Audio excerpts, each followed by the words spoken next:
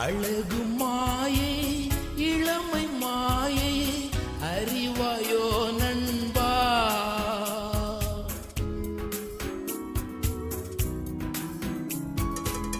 அழகு மாயை இளமை மாயை அறிவாயோ நண்பா.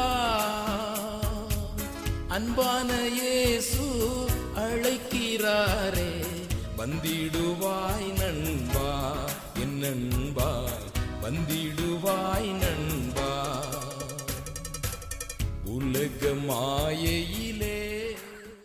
ஆண்டவர் இயேசு கிறிஸ்துவின் உன்னத நாமத்தில் உங்களை அன்புடன் வாழ்த்துகிறோம். மத்தேயு எழுதின சுவிசேஷம் 12ஆம் அதிகாரம் 9ஆம் வசனத்தில், அவர் அவ்விடம் விட்டு போய் அவர்களுடைய ஜெப ஆலயத்தில் பிரவேசித்தார் என்று வாசிக்கிறோம். ஜெப ஆலயம் என்பது எல்லாருக்கும் உடையதாக இருக்கிறது. ஆனால் இங்கே அவர்களுடைய ஜெப ஆலயம் என்று வாசிக்கிறோம். இது பரிசேயரின் ஜெப ஆலயம் என்பதை குறிக்கிறது. அவர்கள் வெளிப்புற தோற்றத்தில் மிகுந்த நீதியுள்ளவர்களாக தங்களை காண்பித்துக் கொள்ளுகிறார்கள். தங்கள் ஆடைகளிலும் செயல்களிலும் அவ்வாறே காண்பிப்பார்கள். ஆனால் இருதயத்திலோ அவர்கள் வஞ்சிக்கிறவர்களாயிருந்தார்கள். அவர்கள் மாம்ச பிரகாரமாகவும் பிரமாணங்களின் அடிப்படையிலும் நடக்கிறவர்களாய் காணப்பட்டார்கள். அவர்களுடைய ஜெப ஆலயங்களில் இருந்தவர்களும் அப்படிப்பட்டவர்களே ஆவர். இன்றும் உலகில் அநேகர் தங்களை நீதிமான்களாய் பக்திமான்களாய் காண்பித்து கொள்ளுகிறார்கள். ஆனால் வாழ்விலோ இருதயத்திலோ உண்மை இருக்காது, நீதியும் நியாயமும் இருக்காது, அன்பு இருக்காது.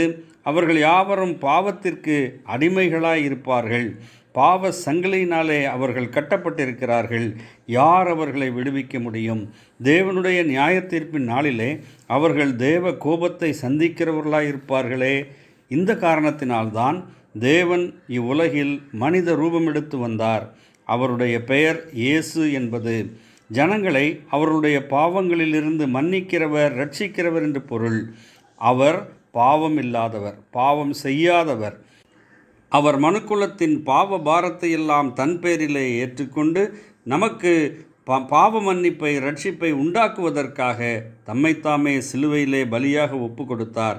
யாரெல்லாம் அவர் நாமத்தில், அவருடைய பலிமரணத்தில், அவருடைய உயிர்த்தெழுதலில் விசுவாசம் வைத்து அவரை தங்கள் வாழ்வில் தெய்வமாக, ஆண்டவராக ஏற்றுக்கொள்கிறார்களோ அவர்கள் இரட்சிப்பும் மன்னிப்பும் சமாதானமும் பெறுவார்கள்.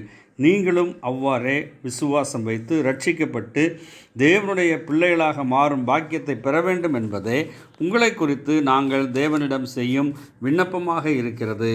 தேவன் தாமே உங்களை ஆசீர்வதிப்பாராக. ஆமேன். நன்றி.